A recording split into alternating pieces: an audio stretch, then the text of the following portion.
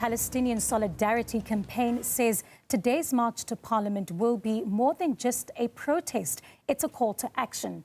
The group, along with allied organizations, will be handing over a memorandum demanding that the government close the Israeli embassy in Pretoria and immediately halt all diplomatic and trade relations with Israel. The planned demonstration comes amid growing international attention on the humanitarian crisis in Gaza. Newzroom Afrika's reporter Nasipe Same joins us live for more. Nasipe, I can understand that the demonstration is now picking up pace, but apart from the call in regards to the memorandum being handed over, there is, of course, that desperate plea to the South African government and the international community at large to address that urgent humanitarian crisis. Well, that's indeed correct, Veronica. There is the growing international call. Earlier this week, President Donald Trump also added his voice to what is currently playing out in Palestine. And this is what the U.S. President Donald Trump had to say.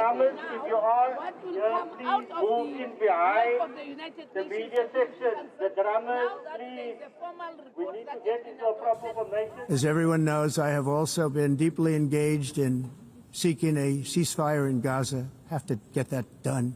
Have to get it done. Unfortunately, Hamas has repeatedly rejected reasonable offers to make peace. We can't forget October 7th, can we? Now, as if to encourage continued conflict, some of this body is seeking to unilaterally recognize a Palestinian state.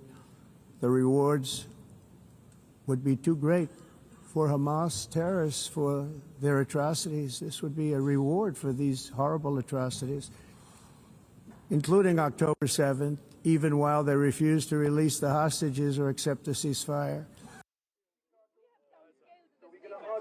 The Israeli Prime Minister Benjamin Netanyahu has downplayed the extent of Israel's action in Gaza, going as far as saying that this is in contrast to Hamas, who he accuses of using human shields. This is what the Prime Minister of Israel, Benjamin Netanyahu, had to say at the UN General Assembly. I want to drill down on this. Take the false charge of genocide. Israel is accused of deliberately targeting civilians. Ladies and gentlemen, the opposite is true. The head of urban warfare studies, Colonel John Spencer, he's perhaps the world's greatest expert on urban warfare. And he says, Israel is applying more measures to minimize civilian casualties than any military in history. And because we're doing that, the ratio of non-combatant to combatant casualties is less than 2 to 1 in Gaza. That's an astoundingly low ratio, lower than NATO's wars in Afghanistan and Iraq, especially when you consider that Gaza is one of the most densely populated urban areas on Earth. It has hundreds of miles of terror tunnels underground, and it has countless terror towers above ground, and thousands of terrorists embedded in the tunnels and in these towers in civilian areas. We are currently in the march. We have started moving. The destination is Parliament. My colleague there, Lancelot Manjoro, showing you the visuals of those that are currently in this particular march. We are making our way to Darling Street. When we do arrive in Parliament, a memorandum will be handed over. A number of organizations, political parties and human rights activists forming part of this march to Parliament to hand over this memorandum of demands, demanding for government to act. I am now joined by Dr. Allan Boesak. Doctor, thank you so much for your time. We are moving to Parliament at this present moment. Talk to us about not only your reason to join this particular protest, but the significance of it. This march is very, very significant because we have seen how solidarity over the last year or so has grown internationally. And South Africa has been part of that growing international global movement of solidarity with Palestine from the very beginning. It's important that we affirm that once again today. It's important that we do this march now because the genocide, the attacks on Palestinians are continuing, ethnic cleansing is continuing, and we have to keep the world's attention on those issues, especially since this week European nations have now started calling for a two-state solution. We do not know how that will work. They have been complicit in the genocide, so we must make sure that we call them to make sure that we are not talking about empty words, and that the Palestinians themselves will be central in whatever plans for the future of that region are going to be made. So we are here to make sure that, and I am here to make sure that people understand that this is a call that goes beyond religion. This is not a Muslim issue. This is not just a Palestinian issue. This is an issue for humanity. All God's children ought to be outraged at what is happening. And we must reflect the rage of God against injustice everywhere. And that's what we're trying to say here today. And the memorandum of demands to Parliament demanding for the closure of the Israel embassy and cutting ties, trading ties with Israel. Do you think that will send a strong enough message? We hope that the message will be heard. I mean, we have been asking for this from the very beginning.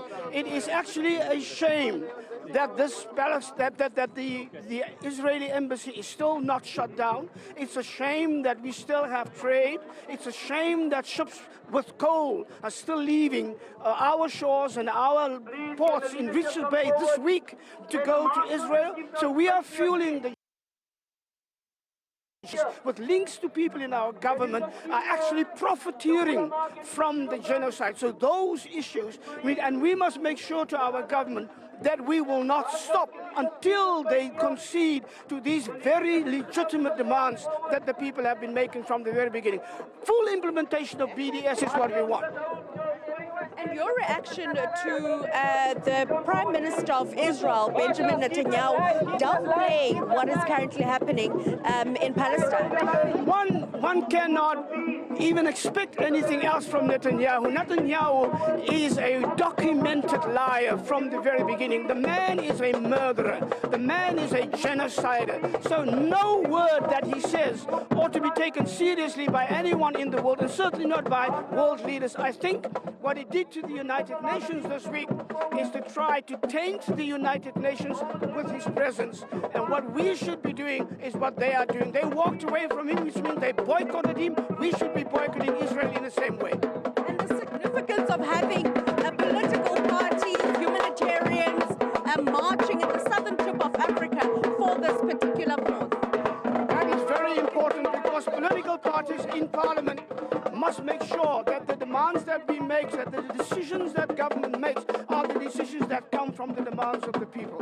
And so we are hoping that the politicians here are not just marching for propaganda value, that they're not just here to be seen because there is an election coming, but that they are here to make sure that in their place in Parliament, all those laws are being passed that need to be passed, that we have said, and make sure that the demands of the people are being carried out by those who call themselves the representatives of the people.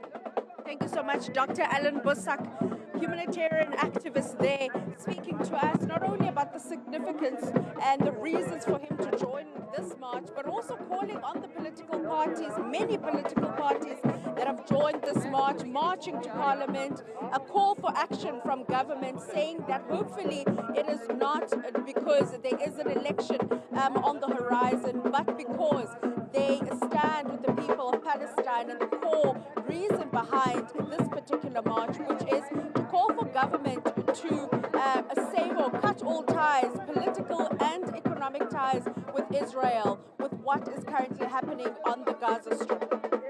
Thanks, Nasipi Sami. They're coming to us, those live visuals.